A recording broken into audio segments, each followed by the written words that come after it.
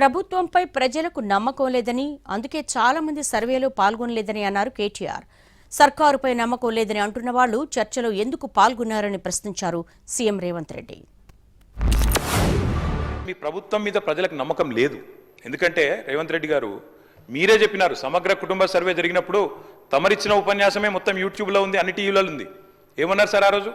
ఆ ముఖ్యమంత్రి చెప్తాడు, సరే ఎవరు పడితే వాళ్ళు వచ్చి మీ ఇంటికి వచ్చి వివరాలు అడిగితే ఇచ్చేస్తారా, అవలగాలు దివానగాలు ఇచ్చేస్తారా అని మాట్లాడింది రేవంత్ రెడ్డి గారు, మేం కాదు. సమగ్ర కుటుంబ సర్వేలో పాల్గొన్న ప్రజలు 3,68,00,000 3,68,00,000 జరిగింది. ఒక్క రోజులో 24 గంటల్లో రాష్ట్ర వ్యాప్తంగా ప్రతి ఇంటిని ఎన్యూమరేట్ చేసి అత్యద్భుతంగా చేసినాం. మేము 12 గంటలలో మేము చేసినాం అన్నారు కదా, ఆ రోజు ఎవరెవరిని ఎంగేజ్ చేసిండ్రో అడుగు అధ్యక్ష.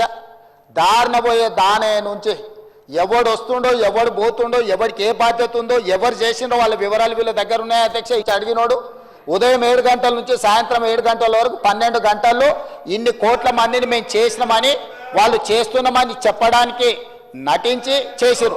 ఇవాళ మేము పకడ్బందీగా చేస్తే ప్రభుత్వం మీద నమ్మకం లేదంటే, ఇదే ప్రభుత్వం ఈ సభను ఏర్పాటు చేసింది, ఇదే ప్రభుత్వం ఈ సభలో డాక్యుమెంట్ పెట్టింది, ఎందుకు చర్చలో పాల్గొంటుంది అధ్యక్ష? అసలు అర్హత ఉందా?